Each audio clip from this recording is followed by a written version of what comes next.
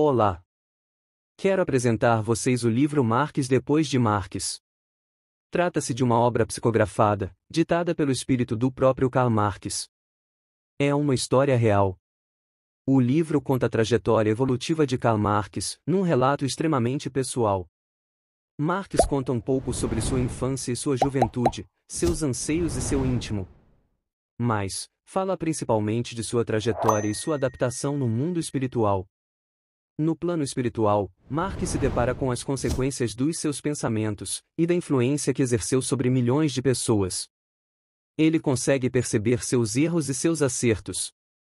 E depois de muito sofrimento, através do arrependimento, ele encontra novos caminhos e busca reparar todo o mal que fez. É uma história muito interessante. E se você quiser se aprofundar nessa história, aqui, na descrição do vídeo, tem um link onde você pode adquirir esse livro. E antes de começarmos a nossa história, eu peço que você dê um like e curta este vídeo para que ele possa chegar a mais pessoas. Inscreva-se no nosso canal, e ajude a produzirmos mais conteúdo como este. Marx morreu em março de 1883 na cidade de Londres, na Inglaterra. Aqui no livro, ele descreve o momento exato da sua morte. Comecei a pensar, e sufocar, sentir medo, muito medo até que não conseguia me mexer ou respirar. Senti uma pressão no meu peito e uma dor aguda. Fiquei paralisado por um tempo e pensei que fosse de pavor, até que fecharam os meus olhos e pude ouvir. Ele se foi. Que descanse em paz. Trocaram minhas roupas e acho que fui colocado em um caixão. O medo passou a dominar minha consciência, e passei a gritar como louco, mas a voz não saía. Socorro! Socorro!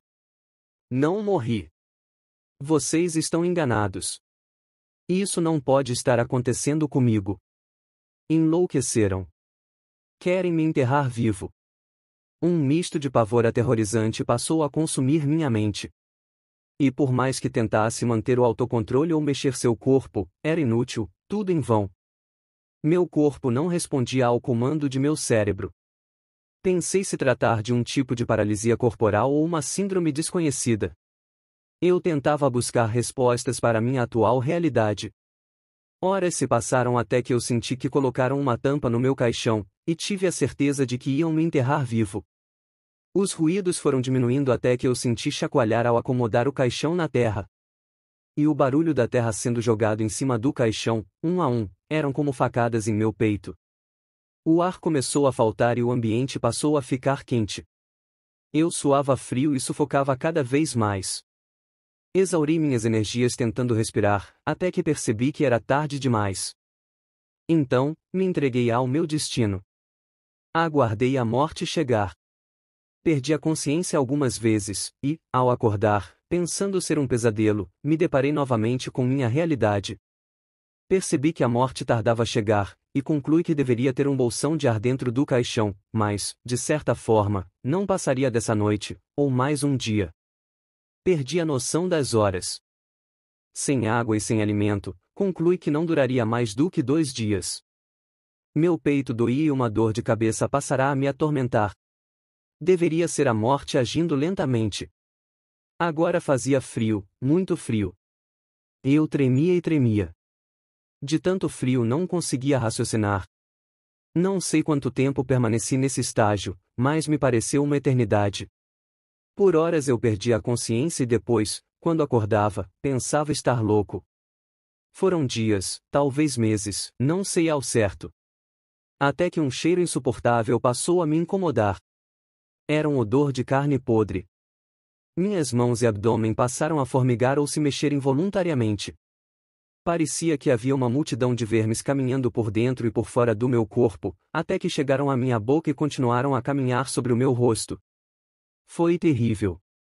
Eu não queria pensar no que estava acontecendo, mas não conseguia evitar. A razão me dizia que era um verme, de que eu estava morto, mas eu não aceitava esse pensamento. Deveria ter uma outra explicação científica. Porém, com o tempo, passei a cogitar a possibilidade de estar morto mesmo. Mas, essa realidade atormentava ainda mais minha consciência. Eu teria que aceitar que a consciência era extracorpórea e não intracorpórea como eu pensava. Essa tese colocaria em xeque todo um trabalho dedicado de minha vida. Por mais que tentasse não pensar em nada, o incômodo dos vermes e dos insetos era terrível. Então, passei a blasfemar contra Deus, e depois de muito tempo me revoltei também contra o diabo, pois, se estava morto, por que então não fui para o inferno? Já que tinha consciência de que no céu não teria lugar para mim. Foi então que comecei a ofender aqueles que um dia jurei servir. Afinal, onde estavam? E por que não vieram me buscar naquele momento? Preferia ir para o inferno a continuar inerte naquele lugar. Quando ele fala que começou a ofender aqueles a quem jurou servir, ele está se referindo à época em que, em busca de ambição social e status, passou a frequentar reuniões ocultistas. Foi quando ele rompeu com Deus e tudo quanto a religião representava. Renegou a sua origem judia e passou a adotar uma postura vingativa contra a existência de Deus. Fazendo jus às suas concepções de materialismo dialético, Karl Marx ficou 20 anos com o espírito preso ao corpo dentro daquele caixão, até que foi retirado de lá. Marx foi retirado daquela situação por dois seres abjetos, que tinham como finalidade levá-lo de encontro a um ser denominado chefe. No caminho de encontro ao chefe, tiveram que parar numa cidade a fim de que Marx pudesse ser higienizado. Pois, após 20 anos dentro de um caixão estava completamente desfigurado e fétido. Ao chegarem no local destinado ao encontro, entraram num prédio de vários andares e tiveram que aguardar numa sala luxuosa. Lhe chamou a atenção uma obra na parede, um quadro grande, pintado com fundo em vermelho e bordado a ouro. Havia um símbolo que ele não conhecia, mas o fascinou, que lhe chamou a atenção, era uma suástica nazista. É importante lembrar que naquela época, 1903, ainda não se conhecia o nazismo e Hitler só foi acontecer mais de 20 anos depois. Ele descreve o chefe como um ser alto e forte, pálido, envolto por um manto negro. Ao entrar na sala, os dois elementos que se encontravam com ele saudaram o chefe com a saudação nazista. E todos os demais que entravam na sala também saudavam da mesma forma. O chefe foi direto ao assunto. Tenho uma proposta para você. Você vai auxiliar alguns dos meus representantes. Marx perguntou. Como eu posso fazer isso, se eu sou novo aqui e não conheço nada? Você sabe o suficiente para me servir e vai fazer aquilo que fazia antes, escrever e ensinar alguns dos meus representantes que estão no outro plano, ou seja, encarnados na Terra. Marx pergunta sobre qual tema ele teria que escrever. O chefe responde. Sobre o mesmo assunto sobre o qual está habituado. Eu vou oferecer os meios e mostrar o caminho. Você acha que tudo o que escreveu enquanto encarnado eram pensamentos seus? Eu muito te ajudei. Só que agora terá a oportunidade de colocar em prática aquilo que escreveu. Você apenas irá incluir algumas pessoas e falar diretamente com elas sobre suas ideias. Este trabalho de escrever, instruir, ensinar e influenciar a que Marx foi incumbido, deu origem à Revolução Russa em 1917. Após este acerto, Marx ficou algum tempo se adaptando à sua nova condição de vida e ao local onde estava. Um momento peculiar é quando ele relata a surpresa que teve quando foi presenteado com um computador, algo que ele nem sonhava existir. Fiquei impressionado com tamanha tecnologia, e fascinado com o que aquele pequeno aparelho podia me proporcionar. Fiquei encantado. Pela primeira vez na vida tive acesso a pesquisas com muita rapidez. Podia acessar uma biblioteca com centenas de livros, tudo isso apenas com um pequeno aparelho. O seu trabalho era de influenciar um grupo de camaradas russos. Um deles chamado Vladimir, que a história iria conhecer pelo pseudônimo de Lenin, e o outro era Joseph Stalin. Era durante o estado de vigília no sono que o espírito de Karl Marx os influenciava, através do fenômeno da sintonia mental. Eles eram atraídos em desdobramento para aquela cidade, onde recebiam todas as instruções e orientações do que deveria ser feito. Por outro lado, foi fácil o entendimento entre eles, uma vez que tanto Lenin como Stalin já haviam lido suas obras e estavam determinados a lutar por uma revolução. Ficou mais fácil ainda fazer com que eles fossem convencidos do que fazer. E, no final, Lenin e Stalin faziam tudo o que eram instruídos, e até um pouco mais. Aqui no livro tem uma parte em que ele fala sobre Rasputin, o sacerdote feiticeiro que influenciava a família real russa com seus poderes, e de como ele estava a serviço espiritual das forças das trevas, sob o comando do mesmo chefe. Chegou o ano de 1917 e a revolução estava tomando forma, de acordo com os planos do chefe. Aqui, fica claro para todos nós a total influência espiritual das trevas, neste que foi um dos mais importantes acontecimentos na história da humanidade. Foram centenas de milhares de mortos, dentre a família real russa, os nobres, a aristocracia e principalmente a população pobre e os camponeses. Marx confessa que esperava que, com a revolução, a vida das pessoas melhorasse, mas viu que esse não era o plano dos líderes encarnados e do chefe desencarnado. O objetivo das trevas, na realidade, era expandir seu governo, sua penetração e banir a religião do mundo. Apesar de estar cada vez mais comprometido com as ações dedicadas ao mal, Karl Marx começou a sentir um vazio, a infelicidade de ver que todo o trabalho de sua vida era em vão. Ele diz: sentia-me cada vez mais vazio, mais infeliz. O descontentamento foi crescendo dentro de mim. Sentia que todo o trabalho da minha vida foi em vão e já não acreditava mais naquilo que um dia defendeu. Ele continuou o trabalho designado pelo chefe, mas, com sentimento de angústia. Ele estava cansado daquilo tudo, nada mais fazia sentido. Diante da realidade que estava presenciando, Marx percebeu que o ateísmo não fazia sentido e que o materialismo havia desabado. Passado alguns meses, Marx foi deslocado com um contingente de seres trevosos para outra região da Europa, mais especificamente para Portugal, onde estavam ocorrendo eventos que contrariavam os planos do chefe. Haviam boatos de que um anjo e a mãe de Jesus haviam aparecido para algumas crianças e isso era um problema, uma vez que Portugal era um país cobiçado pelo chefe, que tentava insistentemente colocar seus representantes encarnados no poder para implementar o fascismo. Porém, isso era dificultado pelo fato de que a grande maioria da população portuguesa era de cristãos praticantes. Convém lembrar que o principal objetivo desse grupo de seres das trevas é justamente o de banir a religião do mundo. Marx, então, ficou encarregado de ser observador, acompanhando as três crianças com o objetivo de ajudar a traçar as estratégias para eliminá-las.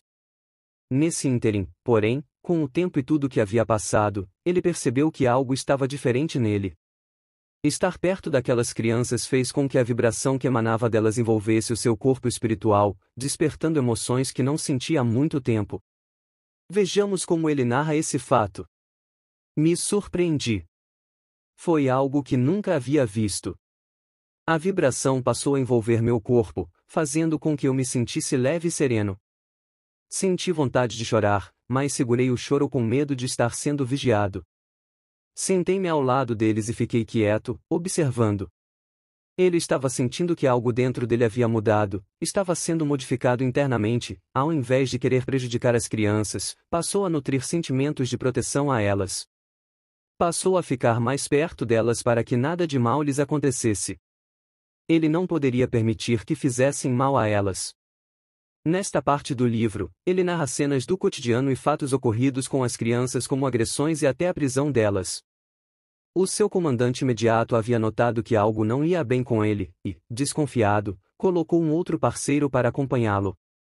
Com isso, Marx passou a observar as crianças de longe para que não ficassem expostas à presença maléfica desse companheiro. E aqui, ele se refere a esse companheiro que foi destacado para vigiá-lo. Era um verdadeiro monstro de egoísmo, brutalidade e ferocidade. De seus olhos desprendiam-se um sentimento de rancor. Não simpatizei com ele, e no meu íntimo estava determinado a agir se preciso fosse. Ele me olhava com certa desconfiança. O dia 13 de maio de 1917 era o dia programado para a segunda aparição de Nossa Senhora. Junto com seu vigilante companheiro, Marx acompanhou a peregrinação de centenas de espíritos encarnados e desencarnados até o local onde a mãe de Jesus iria aparecer. Uma multidão aguardava no local, e tantos outros iam chegando de todos os lugares tentando se acomodar na cova da Iria. As crianças tiveram que ser levadas nos ombros de um homem, que tentava abrir caminho enquanto as pessoas passavam as mãos e gritavam fazendo pedidos dos mais variados, uns pediam um milagre de cura, outros que dessem um recado a Nossa Senhora, outros pediam por parentes que estavam na guerra. Todos se espremiam para tentar se acomodar, enquanto vários espíritos, muitos vindos acompanhando os encarnados, também tentavam se acomodar. Foi quando percebi uma construção paralela ao plano físico, parecida com um pronto-socorro, onde os espíritos faziam filas, tentando atendimento. Chegou o momento da aparição de Nossa Senhora. Abriu-se um facho no céu, um raio de luz desceu e um forte clarão quase o cegou. Nesse momento, Marques ajoelhou-se e começou a chorar. Não conseguia ver, estava quase cego. Não senti medo. E uma sensação de paz e gratidão passou a dominar meu coração. Um sentimento de arrependimento tomou conta de mim e, como criança, comecei a chorar, ajoelhado. Perdão, minha mãe. Não sou digno de ti. Perdoa-me. Não mereço estar aqui, não mereço o seu perdão. Atentei contra ti, e ao Criador. Perdão. Diz ele que não sabe quanto tempo ficou naquele estado até que foi amparado por um senhor vestido de branco com emblema que mais tarde ele viria a saber tratava-se da corrente do Imaculado Coração de Maria. Vejamos o diálogo. Pare de sofrer, meu filho. Venha conosco. Não posso. Sou traidor. Não sou digno de estar aqui. Fiz coisas horríveis. E o Senhor, colocando a mão no seu ombro, lhe disse: Quem de nós nunca pecou, meu filho? O mal é apenas a ausência do bem. Você não pode mudar o passado, mas pode aprender com ele. Mude seu íntimo, procure reparar seus erros e venha. Aproveite essa oportunidade que Nossa Mãe Santíssima está lhe oferecendo. E, sem conseguir falar, apenas chorando, Karl Marx foi levado até o hospital que estava instalado nas proximidades. No período em que esteve no hospital, Marx foi se recuperando. Aproveitou o tempo para estudar e assistir palestras educativas. Recebeu a visita de sua mãe. Soube que seu pai estava reencarnado e teve notícias não muito boas sobre sua esposa Jenny. Ciente de seus atos anteriores, quis retornar ao umbral em que vivia, para se desfazer e destruir alguns manuscritos que havia deixado com o grupo das trevas, para que não fossem colocados em prática. 2 comandantes dos guardiões foram chamados para obter de Marx todas as informações que pudessem ser úteis. Marx, então, detalhou os planos do chefe e se prontificou a ir junto, com a finalidade de impedir que se concretizassem os planos daquela legião do mal. Tinha a intenção de encontrar-se novamente com Lenin, para tentar demovê-lo da ideia da revolução.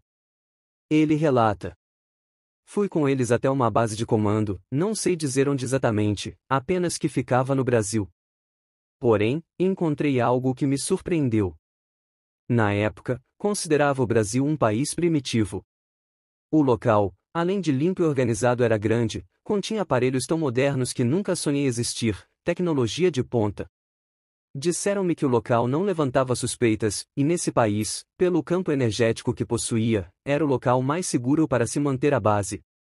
E mais, ali estava sendo preparada uma estrutura espiritual que serviria, um dia, de base de apoio global. Prontos para a arriscada missão, Marx mudou de forma, para a fisionomia de quando era jovem, a fim de passar despercebido pelos guardas do chefe. Era tarde da noite. Entrou no quarto onde Lenin se preparava para dormir e voltou à sua fisionomia normal para que o parceiro russo o reconhecesse. Tentou inicialmente intuí-lo, mas não obteve resultado. Quando Vladimir pegou no sono, foi a oportunidade de encontrarem-se pessoalmente. Vejamos a narrativa desse encontro. Lenin. Me escute. Você tem que me escutar. Você está sendo manipulado. Tudo isso faz parte de um plano sórdido. Deve parar agora. Contribua para a democracia.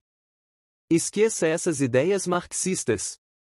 Eu estava errado, completamente equivocado. Me escute.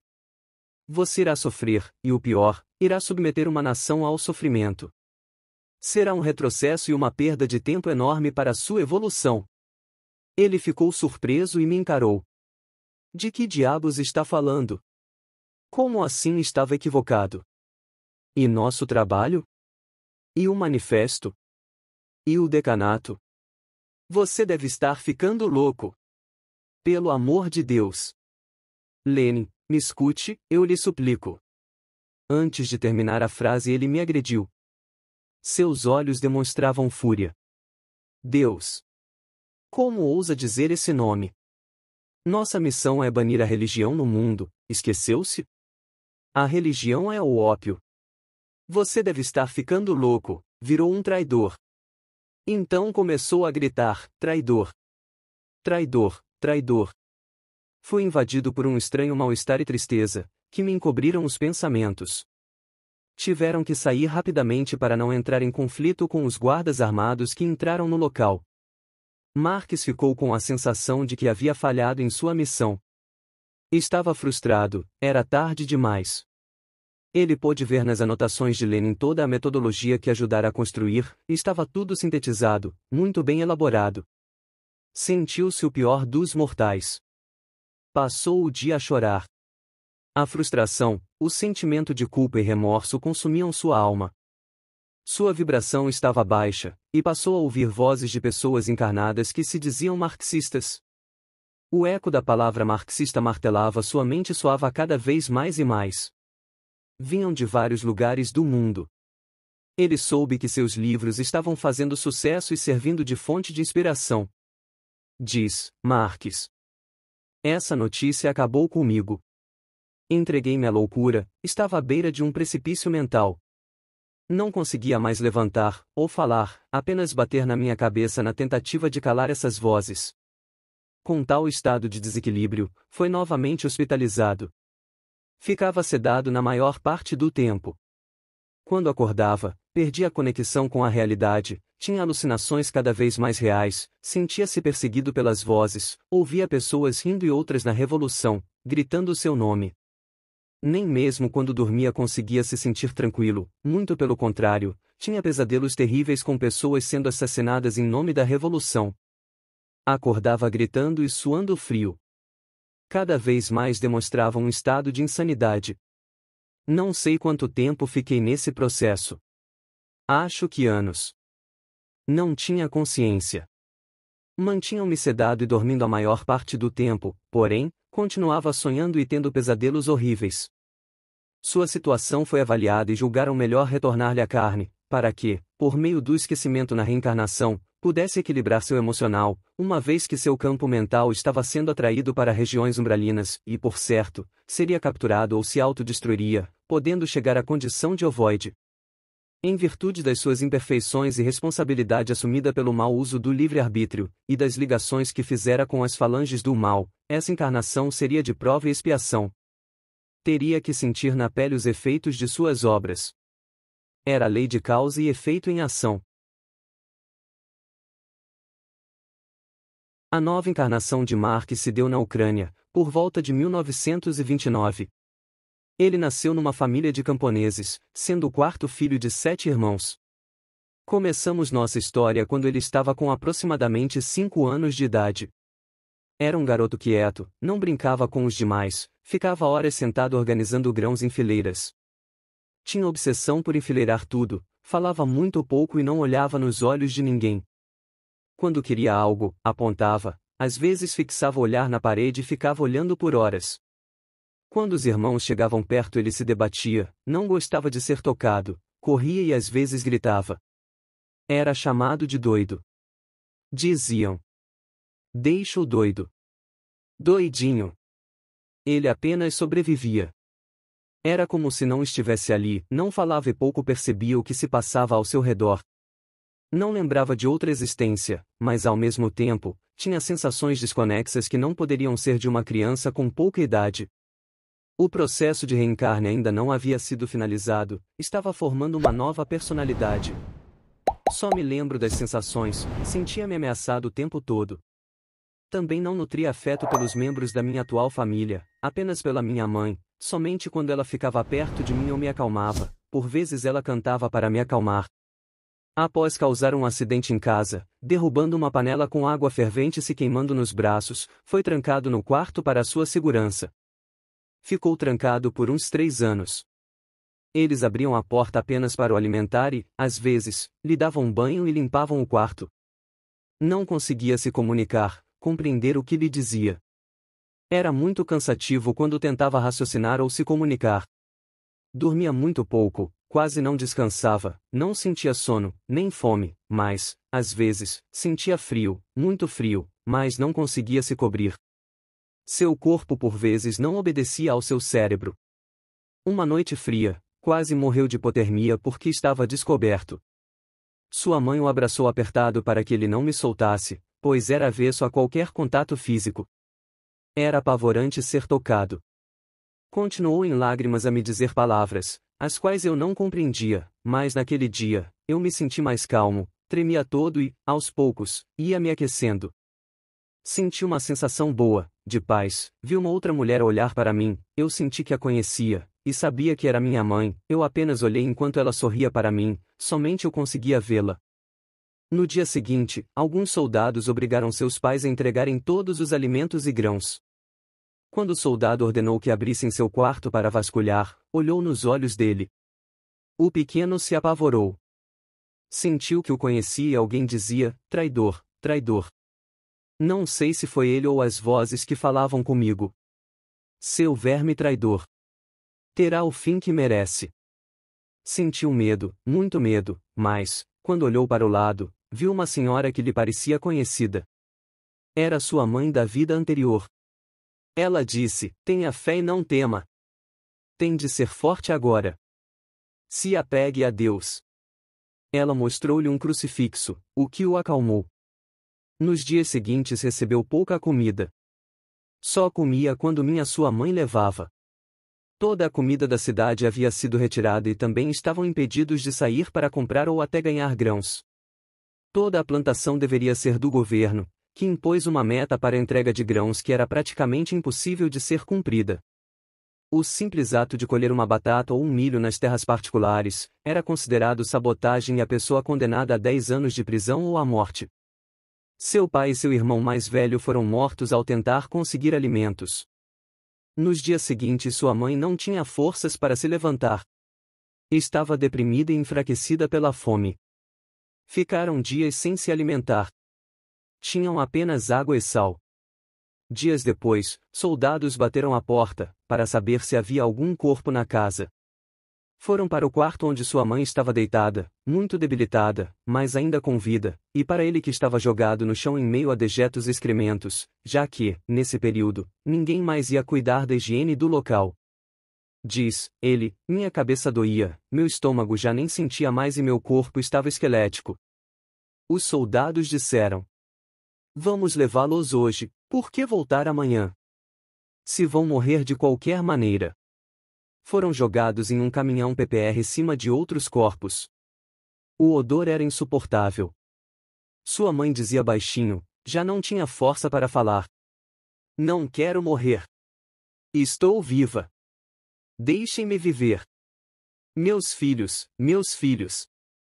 Descarregaram o caminhão com os corpos em uma grande vala. Podiam ser vistos corpos já em decomposição junto de outros. Não parava de chegar corpos, e a morte chegou lentamente. Eu não tinha forças para falar ou gritar, nem mesmo tentar fugir. Não tenho palavras para descrever.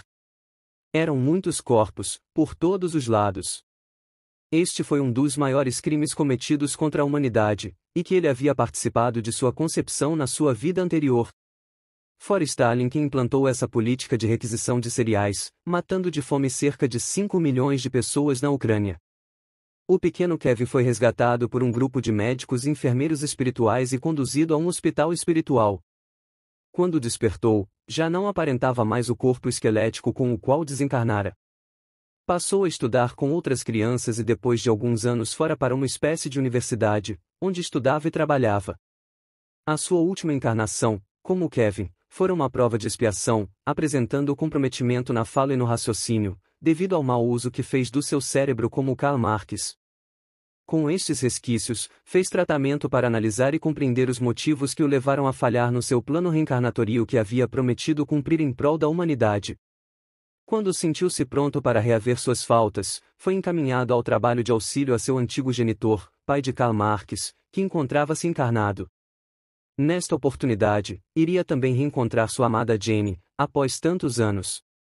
Nesta etapa do livro, Marx narra a trajetória de seu pai, encarnado, vivendo os horrores do nazismo num campo de concentração.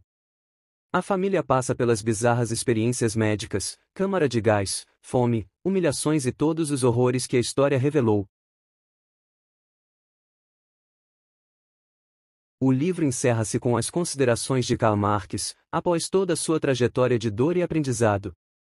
Envolveu-se incessantemente em trabalhos no plano espiritual no período do pós-guerra. Contribuiu com equipes de benfeitores espirituais, procurando ser útil e aprender cada vez mais.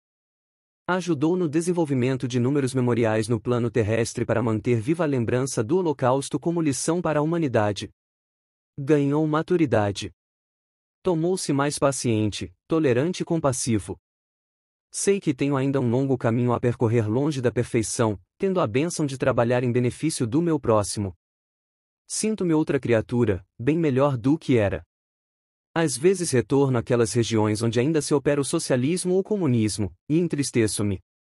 Alcancei notoriedade como escritor em uma época em que as comunicações eram difíceis, no entanto para mim, isso não tem valor algum, e muito pelo contrário, entristece-me e envergonha-me. Nestes momentos em que o coração se angustia, elevo meu pensamento ao alto, rogando socorro e assistência a esses povos. A lei do progresso nos conduz a mudanças lentas e graduais. A visão espiritual alarga nossos horizontes. Depois de um período, passei a sentir uma forte necessidade de tentar mudar os escritos que um dia considerei corretos, e que hoje me envergonham profundamente. Clamei por uma oportunidade de recomeço.